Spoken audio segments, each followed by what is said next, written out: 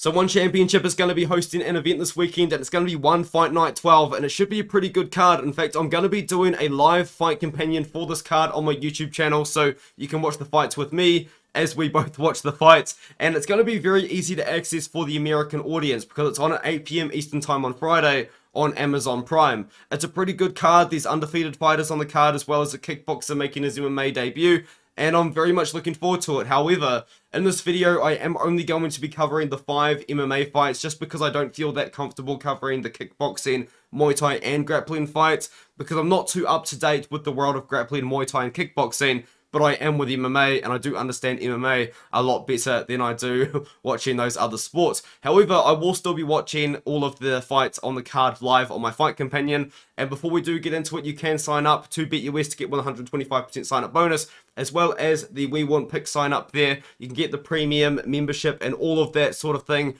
right there that you do get. And you get a 3-day free trial if you sign up using my code ARTEM. You get a 3-day free trial. You'll get access to my article that I do every single week for We Want Picks, as well as Angelo and Jacob's bets from the We Want Picks team, as well as an AI fight picker as well. And with that being said, now let's get into the picks. So the first MMA fight of the night is going to be the debuting Aaron Canarte taking on Akbar Abdullaev, who had a very electric debut for One Championship just recently, where he won in 44 seconds by KO over Hotake O at 155 pounds. And it's very interesting that I do note that this fight is at 155 pounds because Aaron Canarte has spent the majority of his career at 145.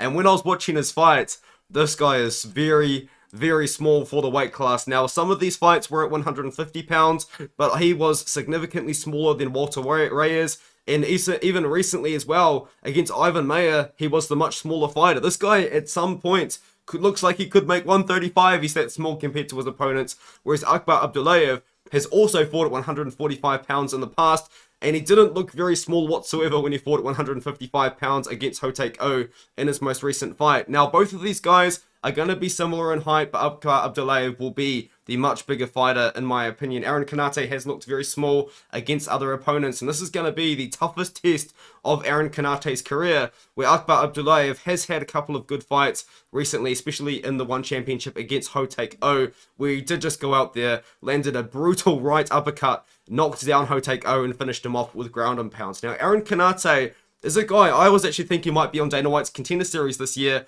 at 145 pounds, but One Championship has signed him to take a fight at 155 pounds, and I don't really like it for him. Canarte, he's a boxer for the most part, but he does throw leg kicks. He throws a lot of hooks, but he does leave himself open to be countered, and that's what Akbar Abdullaev is. He's a counter striker, and that's how he gets a lot of his wins. Abdullaev is actually a very good fighter, but most of his wins have come in the first round. In fact, most of them are first round KOs. Interestingly enough, though, this fight against Alexander Treskin actually happened in the 3rd round when he won the fight. But in that matchup, Alexander Treskin actually went out there and looked like a mini Volkanovski. Not even joking. This guy was built and he was buff as, and he won the fight, sorry, the first round against Abdullaev by taking Abdullaev down like 4 or 5 times. Treskin was able to get Abdullaev down to the ground very often, but Abdullaev was able to get up. And after the first round, after, to be honest, just beating up Abdullaev in the first round, Treskin gassed out, and Abdullaev was able to take over, almost finished the fight in the 2nd round, but did finish the fight in the 3rd round, even though Tapology does say that was a round 2 finish. If you do go to Aaron Canarte, though, this guy mixes it up. He mixes the striking in with the wrestling, which could have a pretty good positive effect against Abdullaev, because I think he probably is going to have to mix up the wrestling with Abdullaev. When he fought this guy recently and won a decision over Fernando Arevalo, he was mixing up the striking with the wrestling. He would take down Arevalo sometime around the halfway point of every single round and just controlled on top and won a pretty safe decision by doing that. Against Walter Reyes was out there, even though he had a massive reach advantage over Aaron Canarte. Reyes was trying to take him down, but he managed to defend the takedowns and ended up rocking Reyes with the right hand. Reyes gets back up, and then Canarte puts his lights out, man. He put him out bad. Only 2 minutes into the first round. And then against Ivan Mayer, he wins the first round and then ends up hurting Ivan Mayer at the very start of the 2nd round, and then gets a takedown, finishes the fight off with a arm triangle choke. So Aaron Canarte, very well-rounded fighter, whereas Akbar Abdullaev, he has shown grappling in the past in some fights, but for the most part, he's trying to knock you out on the feet. I think Abdullaev is the more technical striker. I think Abdullaev is the guy that is going to be much, much bigger in the matchup. And I like the fact that he's a counter striker, because Aaron Canarte, although he's a boxer for the most part, I would say, when he is on the feet, he's throwing a lot of hooks. Like, most of the strikes are hooks, and he is leaving himself very, very open. And I think Abdullaev is going to be able to capitalize on that. He's showing big power throughout his entire career. He showed massive power at 155 pounds when he beat Hotaek O. And that was a good win, because Hotaek O was on a good win streak at the time as well. Had a win in one championship himself. And I think that what we're going to see is Akbar Abdullaev beat the undefeated Aaron Canarte. And I'm going to be picking Akbar Abdullaev to win by knockout, probably in the first round, if not in the first round, in the first 2 rounds. So I'm going to go with Abdullaev to win by KO in this matchup, and the majority are picking Abdullaev. But I do believe we're going to see Akbar go out there and knock out Aaron Canarte.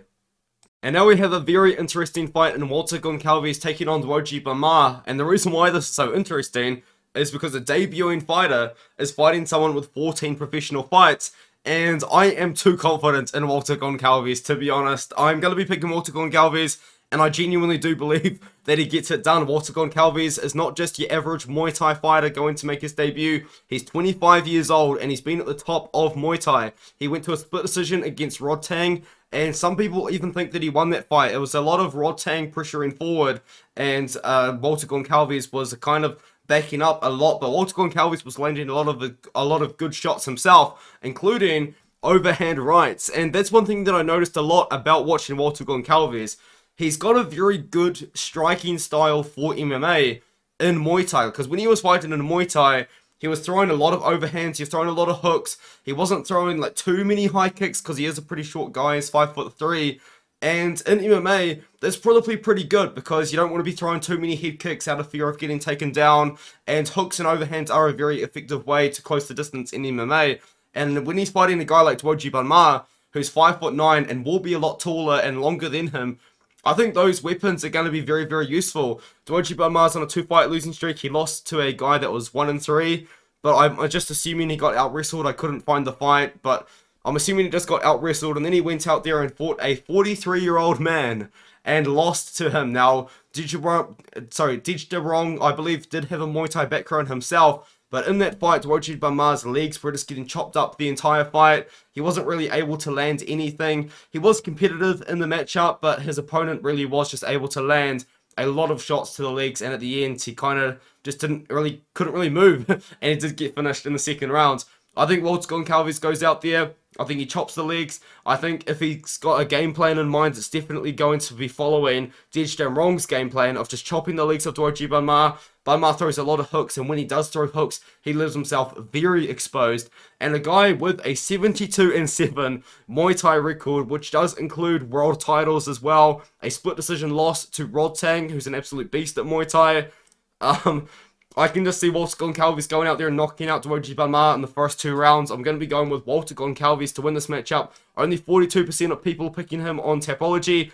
As I said, I'm too confident in this fight. I really am. I genuinely believe that Goncalves goes out there and knocks out Banma. I was not impressed by Banma whatsoever when I was watching him. He's a striker, which isn't good, because he's going to want to strike with Walter Goncalves. He doesn't seem to have any wrestling. He doesn't seem to be strong in the wrestling. He doesn't seem to be strong enough to get takedowns either.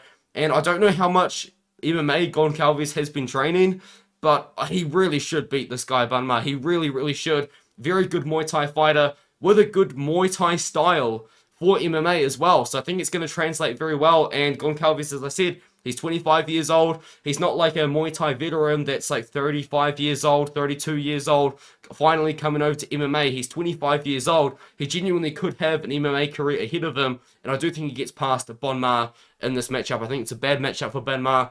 Goncalves will be the better striker. He'll be the more powerful striker. I think he can touch Banma, and I think he can touch him early. And if he doesn't, he's just going to have those leg kicks there all day, and I think he can win based off just really hurting Banma with leg kicks over the course of the fight. So give me Walter Goncalves to win this matchup as his debuting fight against a 14-2 opponent. Wei Xie versus Yuya Wakamatsu is the next fight, and this is going to be a very, very fun fight because both guys are super aggressive. Both guys have a lot of KO wins. Of the 17 wins by Wei Xie, 12 of them are by KO. Of the 15 wins by Yuya, 11 of them are by KO. It's crazy how many knockouts these guys have in between each other, and they're going to be fighting each other next weekend. They are very, very aggressive fighters. In fact, I would say that Wei Xie is going to be the faster fighter out of the two. He is going to be the smaller fighter out of the two as well. And maybe he is the more technical striker. I believe he's got a Shaolin Kung Fu background where he did it for 4 years. I'm not too familiar with it, but I do know that he does have a Shaolin Kung Fu sort of base. And he's very, very fast. He's very powerful. His fight against Daekwon Kim was actually very fun to watch back on. And Yuya Wakamatsu, on the other hand, although he's got so many KOs, this guy actually initiates a lot of wrestling, and I was very surprised with how much this guy grappled. In fact, he actually went out there and fought against a guy in Reese McLaren from Australia who's a great grappler. In fact, he actually submitted Wei Xie in 1 round if you wanted to do a little bit of MMA math. But in that fight, to my surprise, Yuya Wakamatsu was actually initiating a lot of the wrestling and the grappling. He was going out there and going for takedowns against Reese McLaren, which was very unexpected when I watched the matchup. I just expected Wakamatsu to kind of beat him up on the feet, and that wasn't really the case whatsoever. And in a lot of Yuya Wakamatsu's fights, he's actually going for takedowns. However, in his most recent loss to Sung Hoon Woo, it was very unfortunate. He was actually winning the fight until he got drawn into a brawl. Sung Hoon Woo managed to draw him into a brawl, and Hoon Woo got on top of the brawl. He managed to hurt Wakamatsu, knocked him down, and then just a lot of ground and pound ended up finishing the fight. But I was surprised with how good Wakamatsu's striking was before the knockout loss.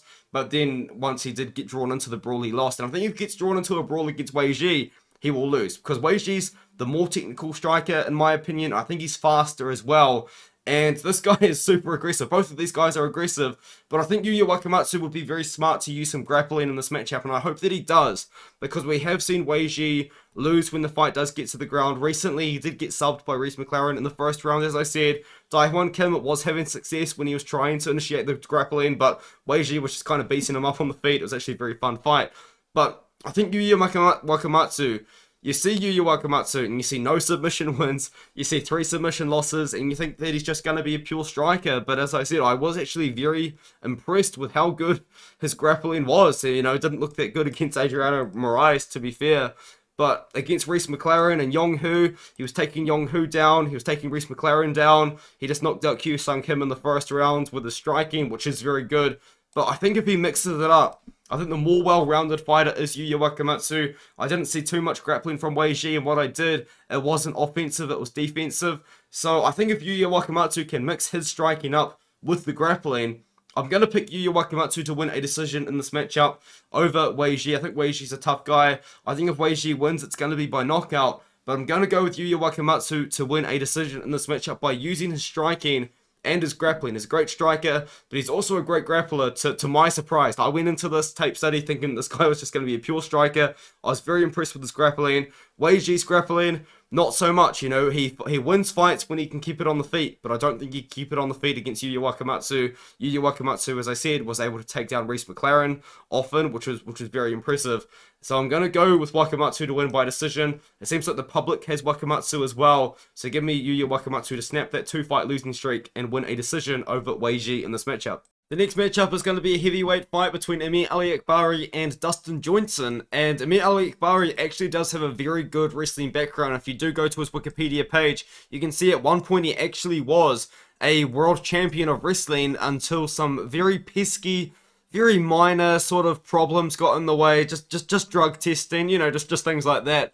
Maybe stripped him of his world title, but with that being said, he actually is a very good wrestler in MMA. Now, he did show pretty bad fight IQ when he fought in his first couple of One Championship bouts in his debut. He fought this fella called Ji-Won Kang, who was a lot smaller than him, but was throwing a lot more volume than Amir Aliakbari, because one thing you'll notice is his striking is really bad. But not only is his striking bad, his cardio is bad. But I'll talk about that in another fight.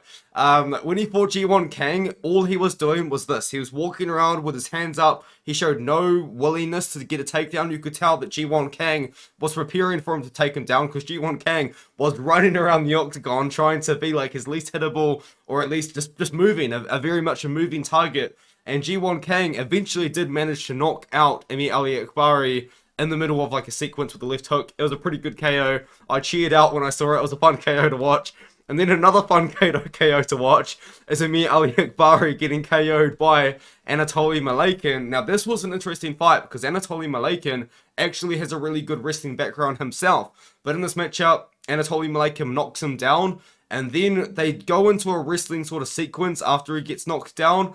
And once Amir Aliakbari gets up and he gets at range, he's gassed. He gassed out in 2 minutes against Anatoly Malakin. It was unbelievable how bad this guy's cardio was in this fight.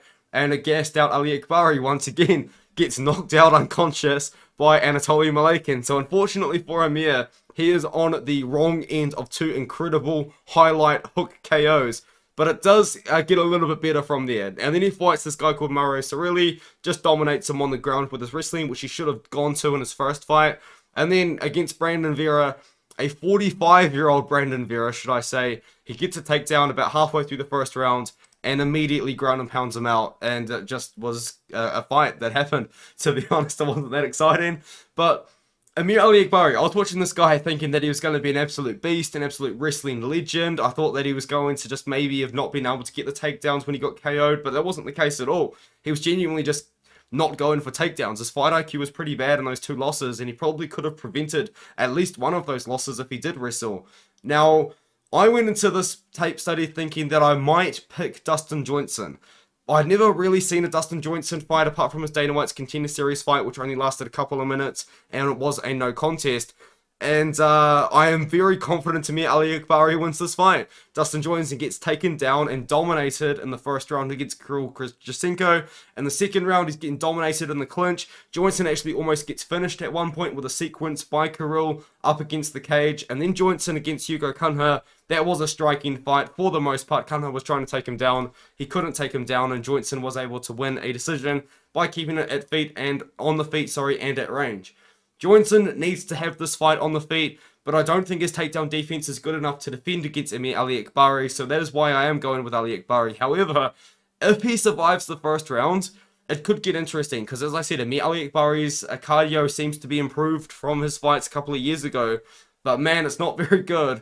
His cardio is not very good, his striking isn't very good, so if it's a pure striking fight, Aliakbari is a very powerful guy, but he's not very technical and he's very low volume. Whereas Dustin Joynson is actually surprisingly athletic for a 37-year-old, 240-pound, 6'5" guy. He throws a lot of kicks, and he's fast. He's fast on the feet for a heavyweight, but his takedown defense isn't really there. His strength in the clinch isn't really there. I think Amir Aliakbari can out-wrestle Joynson. I think he can take him down and ground and pound him out, and I think that's how he wins. I think Aliakbari wins by ground and pound TKO.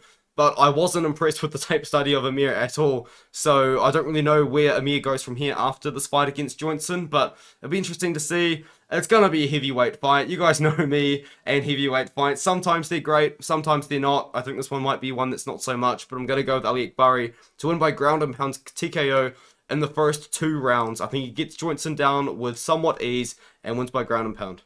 Now, the final MMA fight that I'm going to talk about is Gary Tonon taking on Shamil Gasanov, and this is going to be a very, very exciting matchup between 2 fantastic grapplers. Gary Tonon is a multiple-time submission wrestling and BJJ world champion, and so is Shamil Gasanov. If you look at Shamil Gasanov's topology, it does say 2-time BJJ world champion, but he also does have a Pancratian background as well, and he's really good grappler. Both of these guys are really good grapplers.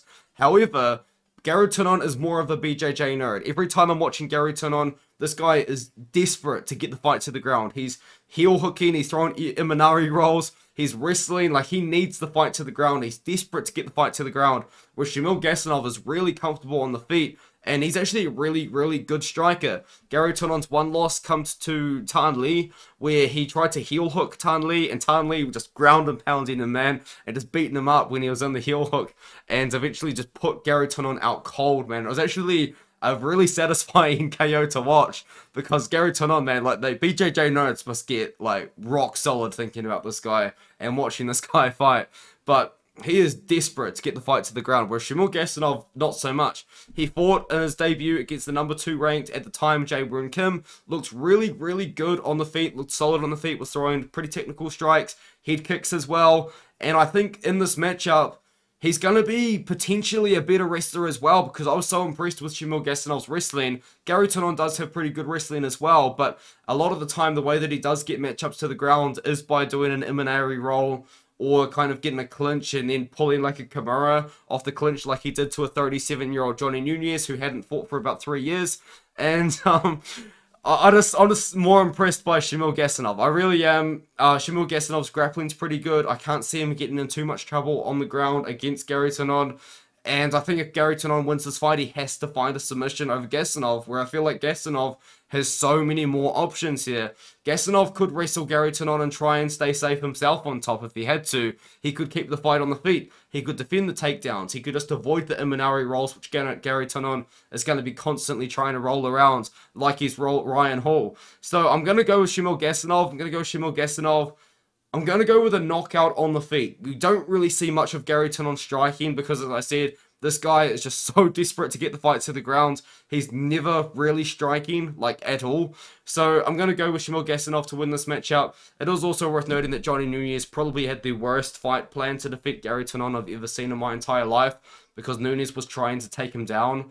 And, like, if you took him down, what were you going to do, Johnny Nunes? Get submitted by him? Like, I just don't understand what Johnny Nunes was trying to do in that matchup. But that was against the washed Johnny Nunes, who was 37 years old at the time, hadn't fought for 3 years, and now he's fighting a young 28-year-old Shamil Gasanov, multiple-time world grappling champion himself, a guy that's very technical on the feet, in my opinion, very good on the feet. He doesn't have a lot of great wins, but he does have a couple good recent wins, and his win over Jaewon Kim was very impressive, where he looked really good on the feet, and I think he beats Gary Tonon up on the feet, and I think he gets it done inside the distance. I think he probably does win by KO on the feet. I think he finishes off Gary Tonon. I would be very impressed if he managed to submit him, but I'm going to go with Gasanov by KO in this matchup. Most people are going with Gasanov.